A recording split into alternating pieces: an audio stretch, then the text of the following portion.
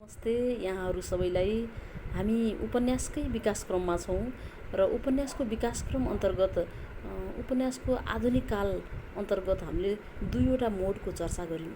ती दुईवटा मोडहरूमा चाहिँ पहिलो मोडमा हामीले यो पहिलो मोडमा चाहिँ विभिन्न धारा प्रवृत्तिहरूको बारेमा चर्चा गरिसकेका छौँ र बाँकी तीनटा मोडहरू छन्, तिनको बारेमा अहिले नै चर्चा गर्नेछौँ। त्यसपछि हामी दोस्रो मोडको बारेमा पनि यही भिडियो मार्फत सबै सकाउने सोचमा छौँ र आलोचनात्मक यथार्थवादी धाराको भोलि चर्चा गरौँला भनेर छोडेका थियौँ। र आलोचनात्मक यथार्थवादी धारालाई चाहिँ हामी हेरौँ है त। सामाजिक शोषण, दमन, भेदभाव जस्ता विकृति र विसङ्गतिपूर्ण पक्षको चित्रण आलोचनात्मक यथार्थवादी उपन्यासमा पाइन्छ। आलोचनात्मक यथार्थवादी धारामा विशेष गरेर समाजका यथार्थतालाई दर्शाउँदै समाजमा रहेका विभिन्न किसिमका विकृति र विसङ्गतिहरूलाई पस्कँदै ती विकृति र विसङ्गतिप्रति तीव्र अथवा घोर विरोध गर्ने खालका कृतिहरूलाई आलोचनात्मक यथार्थवादी धारामा लेखिएका उपन्यास मानिन्छ। आलोचनात्मक यथार्थवादी धारामा लेखिएका उपन्यासहरूमा विशेष गरेर सामाजिक, आर्थिक लगायत विविध कारणले पछाडि परेका मानिसहरूको अथवा पछाडि रहेका व्यक्तिहरूप्रति सभ्य र हुने खाने वर्गले देखाउने व्यवहार लगायतका विभिन्न सामाजिक, सांस्कृतिक, आर्थिक लगायतका विविध पक्षमा देखा पर्ने विकृति र विसङ्गतिहरूलाई देखाउँदै त्यसप्रति घोर आपत्ति र विरोध गर्ने खालका कृतिहरू चाहिँ के हुन् त आलोचनात्मक यथार्थवादी धारामा लेखिएका कृतिहरू हुन्। र यस्ता कृतिहरूमा विशेष गरेर यस्ता कृति लेख्नेहरूमा चाहिँ विक्रम सम्वत 2011 हृदयचन्द्र सिंह प्रधानले विक्रम सम्वत 2011 सालमा लेखेको स्वास्नी मान्छे भन्ने शीर्षकको उपन्यासबाट नेपाली उपन्यास जगतमा आलोचनात्मक यथार्थवादी धाराको प्रारम्भ भएको हो। र आलोचनात्मक यथार्थवादी धाराको सबैभन्दा पहिलो कृति कुन हो भनेर सोध्यो भने चाहिँ हामी यसलाई भन्न सक्छौँ, यो हृदयचन्द्र सिंह प्रधानको स्वास्नी मान्छे 2011 सालबाट चाहिँ आलोचनात्मक यथार्थवादी धाराको प्रारम्भ भएको हो। त्यस्तै गरेर आलोचनात्मक यथार्थवादी धारामा रहेर उपन्यास लेख्नेहरूमा हृदयचन्द्र सिंह प्रधानकै अर्को छ एक चिहान पनि आलोचनात्मक यथार्थवादी धारामा रहेर लेखिएको उपन्यास हो एक चिहान पनि। त्यस्तै गरेर विद्रोह, यो खड्कबहादुर सिंहको विद्रोह भाग 1 र 2 पनि यसै धारामा रहेर लेखिएको छ भने दौलत विक्रम बिष्टको यो मन्जरी पनि के छ त यसै धारामा रहेर लेखिएको पाइन्छ। त्यस्तै गरेर दौलत विक्रम बिष्टकै एक पालुवा, अनेक याम, अनि बिग्रिएको बाटो, थाकेको आकाश, भोक र भित्ताहरू जस्ता उपन्यासहरू यस चरणमा रहेर अथवा यस मोडमा रहेर लेखिएको पाइन्छ। त्यस्तै गरेर नेपालदेखि अमेरिकासम्म तारानाथ शर्माको नेपालदेखि अमेरिकासम्म, तारानाथ शर्माकै मेरो कथा, अनि सुली लगायत अनि ध्रुवचन्द्र गौतमको कट्टेल सरको चोटपटक लगायत थुप्रै कृतिहरू यस मोडमा अथवा यस धारामा रहेर लेखिएको पाइन्छ। यस धारामा कस्ता किसिमका प्रवृत्ति र विशेषताहरू थिए त भन्ने कुरालाई पनि हामी यसैमा खोतल्छौँ। यसमा चाहिँ नारी र पुरुष बीचको असमान अवस्थाको चित्रण गरिएको पाइन्छ। नारी किनबेच गर्ने र नारीलाई भोग्याको रूपमा हेर्ने सामाजिक दृष्टिकोणप्रति व्यङ्ग्य प्रहार गरिएको पाइन्छ। दोस्रो, शोषक र सामन्ती परम्पराप्रति आक्रोश व्यक्त गरिएका कृतिहरू लेखिएको पाइन्छ। त्यस्तै गरी अन्धविश्वास, रूढिग्रस्त चिन्तनको विरोध गरेको पाइन्छ।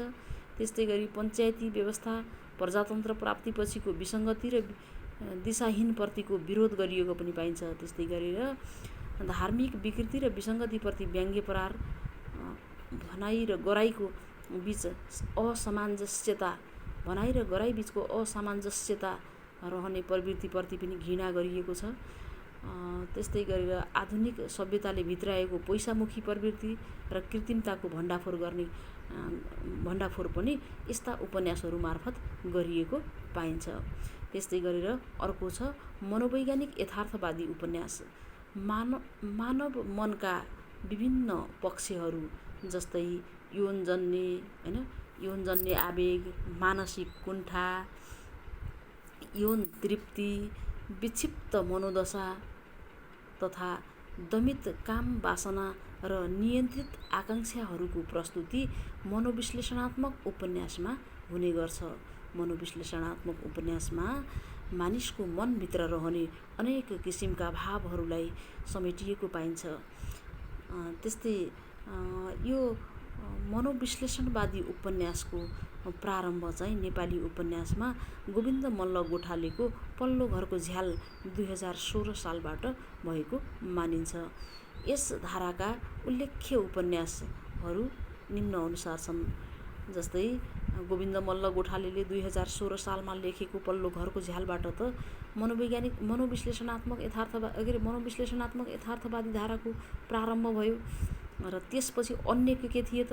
विजय मल्ल 2018 सालमा विजय मल्लले लेखेको अनुराधा, विश्वेश्वर प्रसाद कोइरालाले लेखेको 2025 सालमा विश्वेश्वर प्रसाद कोइरालाले लेखेको तीन घुम्ती, 2027 सालमा नरेन्द्र दाई, विश्वेश्वर प्रसाद कोइरालाले नै लेखेको नरेन्द्र दाई।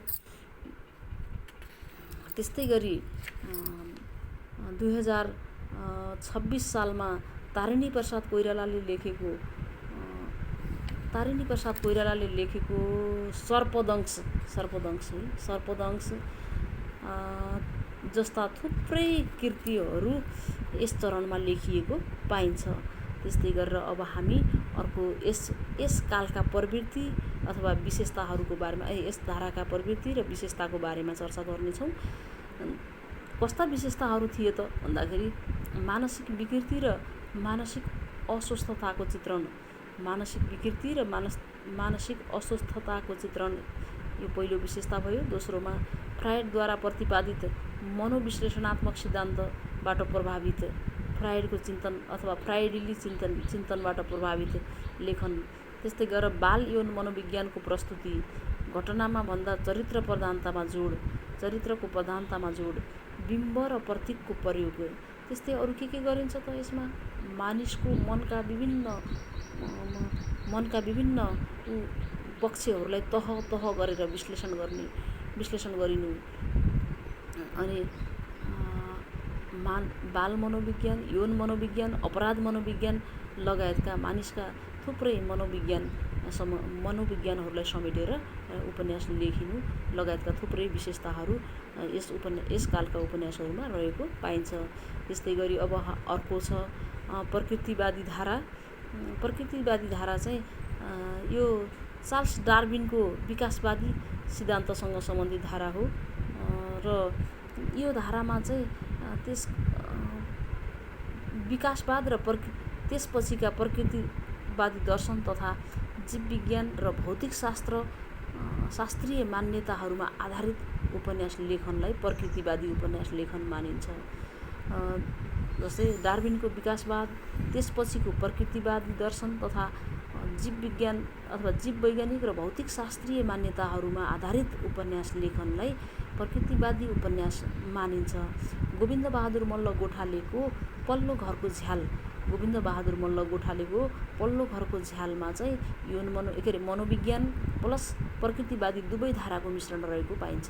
त्यसैले पल्लो घरको झ्याललाई चाहिँ के मानिन्छ त? प्रकृतिवादी लेखनको उदाहरण मान्न सकिन्छ। प्रकृतिवादी मान्यताको आंशिक प्रयोग भएको पाइन्छ यसमा चाहिँ। र यस धाराको उल्लेख्य नेपाली उपन्यासहरू के छन् त भन्दाखेरि यसमा चाहिँ शङ्कर कोइराला 2018 सालमा शङ्कर कोइरालाले लेखेको खैरेनी घाट, त्यस्तै गरेर पारिजातले लेखेको 2035 सालमा पारिजातले लेखेको अन्तर्मुखी, भवानी भिक्षुको पाइप नम्बर 2 र इन्द्रबहादुर राईको चाहिँ आज रमिता छ, ध्रुवचन्द्र गौतमको उपसंहार तथा चौथो अन्त्य लगायतका कृतिहरू प्रकृतिवादी धारासँग सम्बन्धित भएर लेखिएका कृतिहरू हुन्। प्रकृतिवादी धाराका विशेषताहरूलाई चाहिँ हामी यसरी चर्चा गर्न सक्छौँ। मान्छे र समाजको प्रकृति वा स्वभावमा अन्तर्निहित नैसर्गिक धर्म र प्राकृतिक प्रक्रियाको अध्ययन तथा निरूपण गरिनु।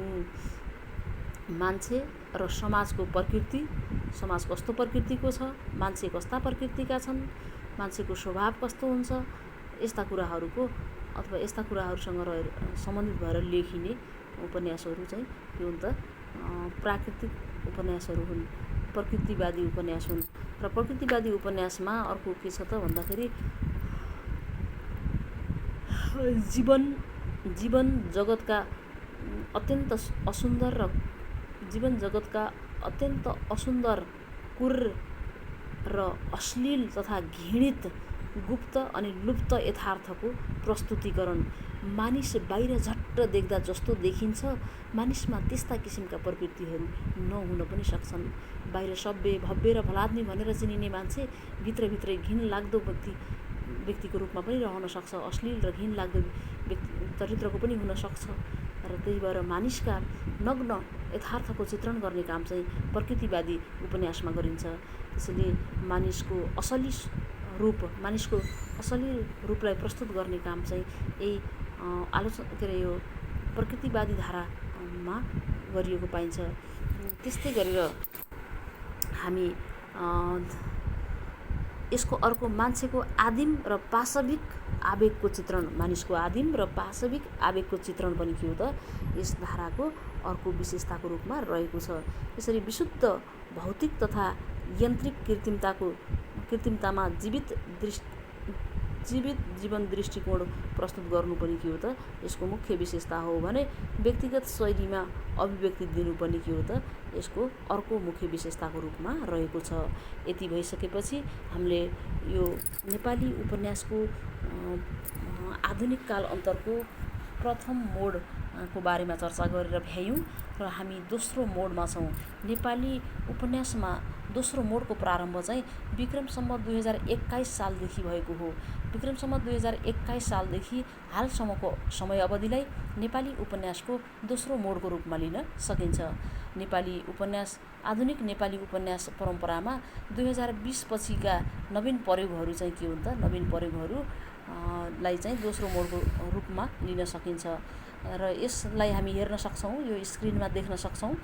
विसङ्गतिवादी यथार्थवादी धारा, यो दोस्रो चरणमा देखिएका धारा र प्रवृत्तिहरू चाहिँ आधुनिक नेपाली उपन्यासको ऐतिहासिक विकासक्रममा 2021 देखि नवीन मूल्य र परम्पराको थालनी भएको पाइन्छ। नवीन मूल्य र परम्पराको थालनी भएको पाइन्छ र यस्तो खालको उपन्यासलाई चाहिँ हामी दोस्रो मोडमा राखेर हेर्न सक्छौँ र विक्रम सम्वत 2021 देखि वर्तमान समयको समय अवधि द्वितीय चरणको रूपमा रहेको छ। यस समयमा सूक्ष्मतम तथ्य र शैल्पिक अथवा शिल्प, नवीन प्रवृत्ति, नवीन शिल्प जस्ता कुराहरूलाई अङ्गीकार गरिएको पाइन्छ। र यस क्रममा चाहिँ इन्द्रबहादुर राईको आज रमिता छ 2021 लाई महत्त्वपूर्ण उपलब्धिको रूपमा मान्न सकिन्छ। यस्तै अब हामी उसमा रहेका अथवा यस चरणमा रहेर उपन्यास लेख्नेहरू र यस चरणका धाराहरूको बारेमा चर्चा गर्नेछौँ। यो तालिकाभित्र देख्न सक्नुहुन्छ। विसङ्गतिवादी धारा आज रमिता छ, इन्द्रबहादुर राईको आज रमिता छ भन्ने कृतिबाट नेपाली उपन्यासमा विसङ्गतिवादी धाराको प्रारम्भ भएको पाइन्छ। आज रमिता छ 2021बाट विसङ्गतिवादी धाराको प्रारम्भ भएको थियो। विसङ्गतिवादी धाराको प्रारम्भ गर्ने कृति तलका मध्ये कुन हो भनेर सोध्न सक्छ। आज रमिता छ नामक कृतिबाट चाहिँ विसङ्गतिवादी धाराको प्रारम्भ भएको हो। त्यस्तै गरेर अर्को छ अस्तित्ववादी धारा, शिरीषको फुल, पारिजातको शिरीषको फुल 2022 सालमा लेखिएको पारिजातको शिरीषको फुलबाट नेपाली उपन्यास जगतमा अस्तित्ववादी धाराको प्रारम्भ रहेको पाइन्छ। त्यस्तै गरेर प्रगतिवादी अथवा समाजवादी यथार्थवादी धारा चाहिँ आशामाया, डिपी अधिकारीको 2025 सालमा लेखेको डिपी अधिकारीको आशामाया नामक कृतिबाट प्रगतिवादी समाजवादी यथार्थवादी धाराको प्रारम्भ रहेको पाइन्छ। त्यस्तै गरेर ध्रुवचन्द्र गौतमको अन्त्यपछि नामक कृतिबाट चाहिँ प्रयोगवादी धाराको प्रारम्भ भएको पाइन्छ। त्यस्तै गरेर विश्वेश्वर प्रसाद कोइरालाको सुम्निमा नामक कृतिबाट चाहिँ अथवा 2017बाट चाहिँ यसो त नेपाली साहित्य अथवा नेपाली साहित्य जगतमा मिथकीय उपन्यास अथवा मिथकीय धाराको प्रारम्भ रहेको पाइन्छ। यी धाराहरूको विस्तृत चर्चा र कृतिहरूको बारेमा अथवा यी धाराहरूको विस्तृत चर्चालाई चाहिँ अर्को भिडियोमा प्रस्तुत गर्नेछौँ। हवस् त, धन्यवाद।